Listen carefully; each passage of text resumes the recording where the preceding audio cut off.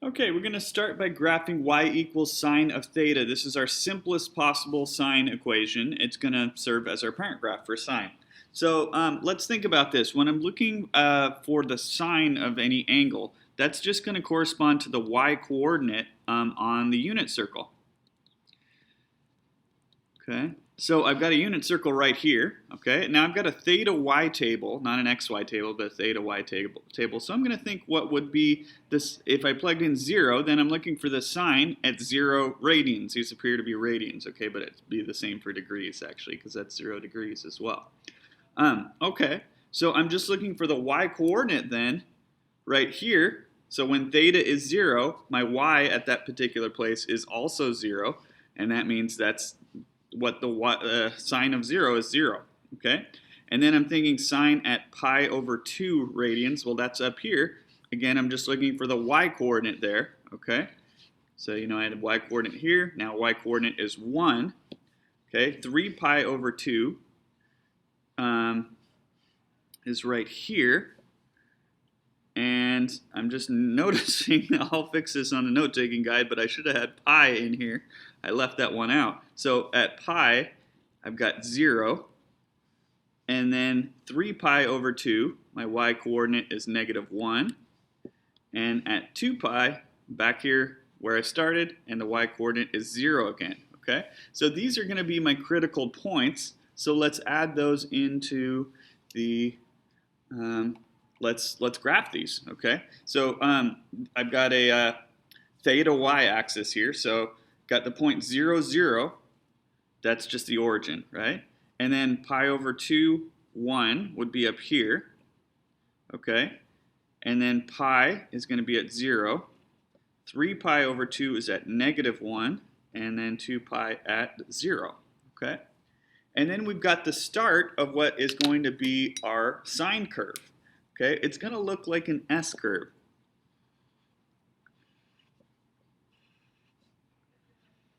Something like that, okay? And we could, these are just the critical points. Those are the nice points because we get zeros and ones and -1s. But we could use any angles along here and get other points that would fit in with this S curve, okay? Also, we could continue. We went around to 2 pi, but we could go around further to 3 pi and 4 pi. And so on, right? We could also use negative angles. But this pattern is going to repeat itself, okay? So this is called a cycle. So this is one cycle. But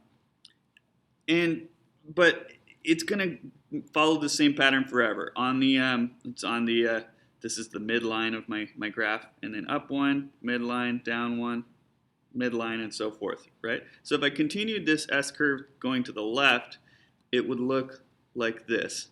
Okay, we're usually going to just graph one cycle, but I do want you to know that this is periodic and it goes on forever using the same pattern. Okay, so it's a wave that goes up and down and stretches left and right forever, right? So put some little arrows to show that's happening, okay? But we're just going to mostly focus on just this one cycle when we're doing this, okay? And the length of one cycle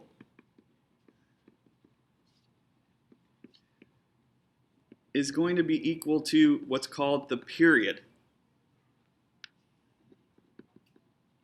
okay?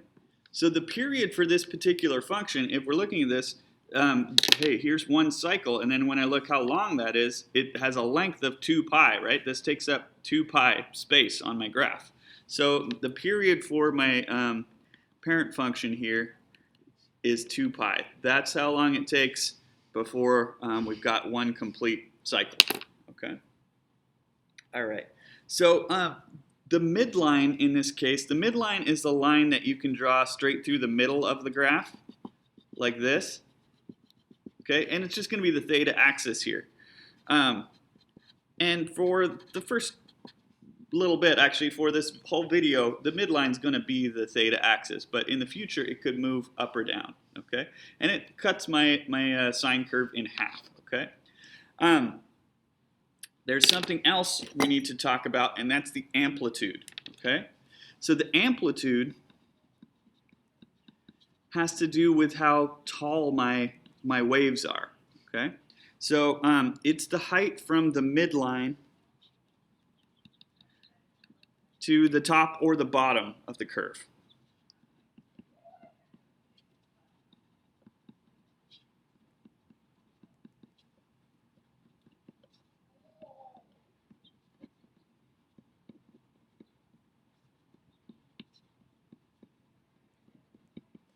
Okay, so one thing that people sometimes do on mistake when they're looking at the amplitude is they'll go from the bottom of this valley to the top of this hill, and they'll say, okay, it has an amplitude of 2 because that's 2 units. But that's not the amplitude. The amplitude is the height from the midline.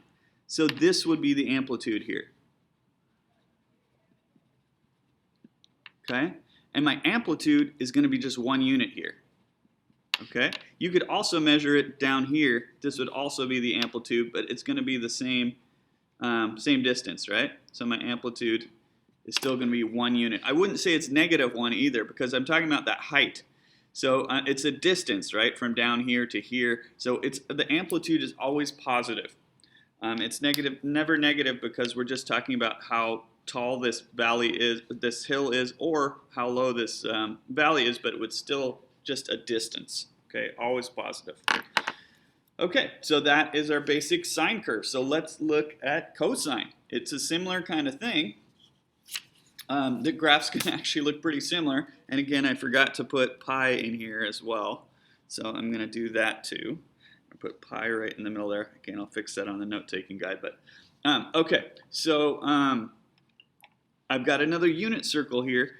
And this time I'm just going to be looking at the x-coordinates on the unit circle at these different places to generate this. And these happen to be the critical points. These are the most important points that are going to allow us to draw our curve in. Okay, so I'm looking at 0 radians. Now I'm looking for the x-coordinates. Well, my x-coordinate there is 1. Okay, up here at pi over 2, my x-coordinate is 0. At pi, my x-coordinate is -1. At 3 pi over 2, it's 0. And at 2 pi, back where we started, it's at 1.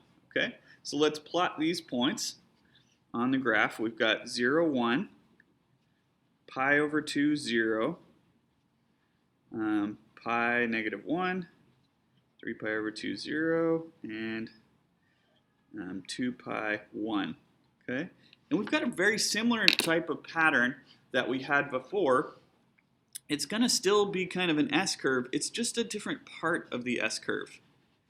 Okay, so it's going to look just like a big valley like that. Okay, but this is actually one complete cycle. So if I continued this pattern,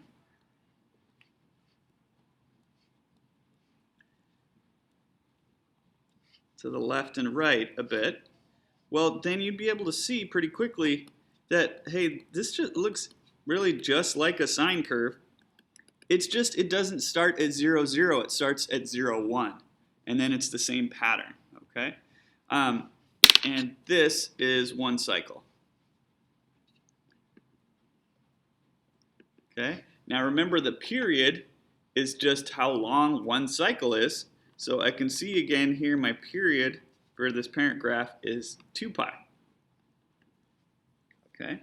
And then the amplitude, it's still the distance from the midline to the top of a hill or to the bottom of a valley. So my amplitude, again, is going to be 1. Okay, so our two parent graphs, sine and cosine, both have a period of 2 pi and an amplitude of 1. And you're going to want to be really familiar with both of these parent graphs because we're going to use them to graph when things get more complicated with our equations. Okay. All right. So let's take a look at an equation that's got a little bit more happening on this next page. Okay. So I want to be keeping, since this is a sine function, I want to be keeping the parent graph in mind. So the parent graph is an S curve that starts at 0, 0. It goes up and then down and back to the middle, something like this. Okay, so I won't keep this on screen. But The difference here is the 3, right? That's what makes this different from the parent graph. Let me focus this a little bit. Okay, so the 3 is going to correspond to the amplitude. When you've got a coefficient in front of sine or cosine, that is just going to give you the amplitude. Okay, the amplitude is always positive, so even if this said -3, I would just take it still would have an amplitude of 3, okay? The negative does something else. It's going to give us a reflection, which we'll talk about on the next problem. But here my amplitude is 3, and it's going to follow the same pattern as my parent graph, except with an amplitude of 3. So instead of going the next point, instead of going just up 1, I want to go up 3. And then back to the midline, down 3 now, and back to the midline. Okay, and there we go. So that's the amplitude's pretty straightforward. It just stretches everything vertically, really, right? It's a vertical stretch is another way to think about it, but it makes the mountains taller and the valleys lower. Okay, or if it was a number less than 1, it could make them shorter. But okay, so let's look at this next one. So remember, cosine didn't start at the origin; it started at 1, 0. But this one, my amplitude, is going to equal 2. So I want to start 2 above the origin, okay? But wait a second, there's also the negative. So this is going to give me a reflection. And it's going to be a reflection over the theta axis. Okay, so that means this point is going to end up actually to below. So I want this down here, not right there, okay? And then I'm still going to follow the pattern, okay? So remember, originally we had one here and then one here. So maybe I'll do these lightly in pencil, okay? If there were no reflection, then we'd have this happening, okay?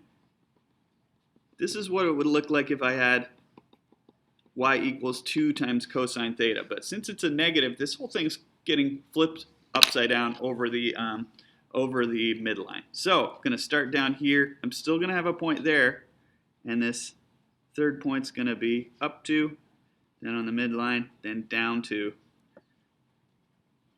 Okay? And as always with these, I'm just going to graph one cycle, but you should know that this continues left and right forever, right? Okay, so there is y equals -2 times cosine theta. So we've seen what happens when we have a coefficient in front of cosine or sine that is going to change the amplitude, okay? Sometimes we're going to get a coefficient in this position.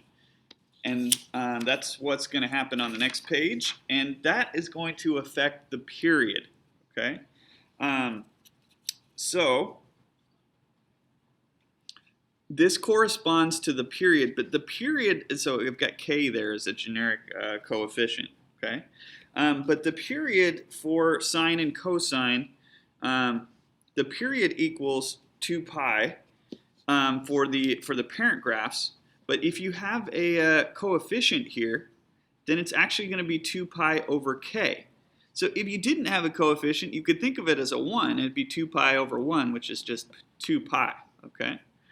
So on this next problem, when I'm looking at this, hey, 2 is my amplitude, okay? But then I've got that 3 in there, so I'm thinking, okay, k equals 3, all right? And then for my period, the common mistake is people will just say, oh, the period is 3. No, it's not. The period is 2 pi over k, and k is 3, so it's actually 2 pi over 3. It's not just 3. It's 2 pi over whatever this number is. Okay, and sometimes you might have to simplify it. If I had 2 pi over 4, I'd simplify that to pi over 2. Okay? All right, so let's graph this. So what you want to do is find the amplitude and period. We did that already, okay? And then we're going to sketch the curve using the amplitude. So notice the theta axis is not scaled here, but that's okay. We can just use the parent graph and think, okay, this is a sine curve, so it's going to start in the middle here at the origin, okay? And then since the amplitude is 2, my next critical point would be up here, then down here. This is just the parent graph pattern, okay? And I'm going to sketch it in. So in general, the y-axis, I do have it labeled here, but we can just assume each tick is 1 unless it says something else, okay? But the theta axis, we want to be really careful with. You do need to always scale the theta axis. And the way we're going to do that, I know one cycle takes up 2 pi over 3, is 2 pi over 3 long. So if this starts at 0, that means this fifth point out here, this fourth critical point, is going to be at 2 pi over 3. Okay, and this doesn't add, for me, scaling it, if you just mark one of the ticks, then that axis is scaled. But sometimes you might need to find, say, the coordinates of these different points. But now we can do that, because I can think, okay, if this is 2 pi over 3, halfway to 2 pi over 3, this must be 1 pi over 3 then, right? Okay, and hey, halfway to pi over 3, well, I'm thinking half of pi over 3. Well, half of pi over 3, you can think of that as 1/2 times pi over 3. That'd be pi over 6, right? Pi over 6 plus pi over 6 would give me 2 pi over 6, which reduces that, right? Now I know each tick is pi over 6, so I can kind of count them out. 1 pi over 6, 2 pi over 6. This would be 3 pi over 6, which would reduce to pi over 2, and that's 4 pi over 6. It does reduce to that, and I've got it scaled. So the important one is to get that last point scaled. That's the easiest one. So for scaling it, you can just draw that. But I just wanted to show you how you could get the other points as well. Okay, on the next page, we're going to look what happens when we move the midline up or down. That's called a vertical shift. So here, we're going to start with a very simple one. Vertical shift is going to move the curve up or down. So vertical shift happens when you have something added or subtracted to the end. So my vertical shift here, I'm just going to put VS for vertical shift. So you could describe that in different ways. It's going to move everything up 2. If you just wrote 2, that is the vertical shift, that's fine. But you should know that means everything's moving up 2. So if I had a negative number, things would move down, okay? So what I like to do on these is to just draw a new midline, okay? So my midline's not going to be the theta axis anymore. It's going to be 2 up from there, okay? So that's not a part of my curve, but it's just a guide. That's where my S-curve is going to oscillate around that midline, okay? And then I'm thinking, what's my amplitude here? My amplitude is going to be 1, right? So that means, hey, I'm going to start here, and then I'll go up 1, back to the midline, down 1, back to the midline, and hey, here is 1 cycle. Okay, and we're assuming here that the y-axis has a scale of 1, right? So each one, this would be 3 up there and so forth, okay? And so for me, you don't need to scale the y-axis unless your scale is something other than 1, but you definitely need to scale the theta axis, okay? So I'm thinking, okay, I need to know my period here. Now there's no number here, so that means k is just 1, so 2 pi over k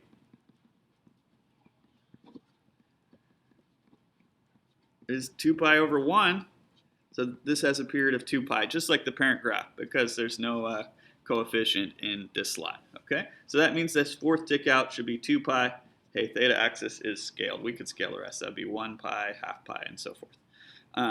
Okay, so let's try another. So let's put some of this stuff together. We got a lot happening on this one, okay? We've got a reflection. So I got to keep that in mind, okay? So rather than, this is a cosine, so cosine would usually be, look something like this, but it's going to be flipped. Oh, sorry, I'm off screen. Cosine usually looks something like that, but this is going to be upside down. So rather than a valley, I'm going to have a hill, okay? All right, and then I've got my amplitude here. Amplitude is always positive. Even if you got a negative coefficient, the negative just does a reflection, but the height from the midline is still going to be 2. Okay. In the previous problems, I've had the k value be in this position, but it could be right there as well. It doesn't matter if it's inside the parentheses or not. It just matters if it's between cosine and theta or between sine and theta. So here k is 4, and from that I can get my period. So the period's 2 pi over k, 2 pi over 4. Let's reduce that, pi over 2. Okay, and then I've got my vertical shift. And this is going to move everything down 1, or you could say the vertical shift is -1. The important thing is that you know how to translate that onto the graph. Okay, so I'm going to start by sketching my midline using the vertical shift. So down 1, this is my midline. Okay. Next thing I'm going to do is actually sketch the curve using the amplitude and the reflection. Okay, so I'm thinking, okay, my first point's going to start below the midline. But I don't want it 1 below, I actually want it 2 below because the amplitude is 2. Okay? So I'm making a hill, but I need to make sure that that hill is going to have an amplitude of 2, and that the center of the hill is on the midline, not on the theta axis here, okay? Because that vertical shift, okay? So there is my graph, and now I can kind of sketch in the hill. There we go, okay? Now, I still need to scale the theta axis. So that's where the period is going to come in. Okay, my period is pi over 2. So that's the horizontal distance that one cycle takes up. So that means this fourth tick out here is going to be pi over 2. Okay. All right. And heck, I'll just, there we go. Now my y-axis is scaled too. All right. Now, next up, there's a part B to this. It says find the coordinates of the critical points. Okay, well, let's start with this. I'll call this point A here. Maybe I'll just label these A, B, C, D, and E. So I can translate it down here. So point A is pretty straightforward. That's the point 0, -3, right? For the rest of these points, I'm going to want to scale out. This isn't going to be the point 1, 0. Or 1, -1 rather, because I got to think about my theta axis. So this is pi over 2. So I like to get that fourth point first, and then I think, well, what's halfway to pi over 2? Halfway to pi over 2, so I'm thinking 1/2 of pi over 2. That'd be pi over 4, right? So that second tick is going to be represent pi over 4. And then I think, what's halfway to pi over 4? Because that's going to be the first tick. So pi over 4 times 1/2 would give me pi over 8. Okay? And then the last one I usually get is the third one, because now I know one tick is pi over 8. So I can kind of just count out. This is 1 pi over 8, 2 pi over 8. This would be 3 pi over 8, and 4 pi over 8, which would reduce to pi over 2. Okay? And now I can get all these points. Okay? So, you know, those ones are at -1. The ones at the bottom will be at -3. So let's see, B is going to be the point pi over 8, -1.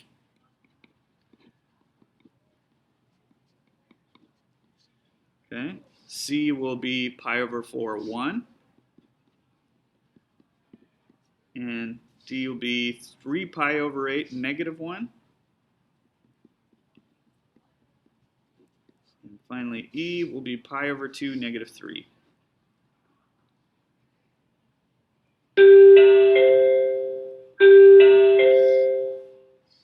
Excuse the bell there.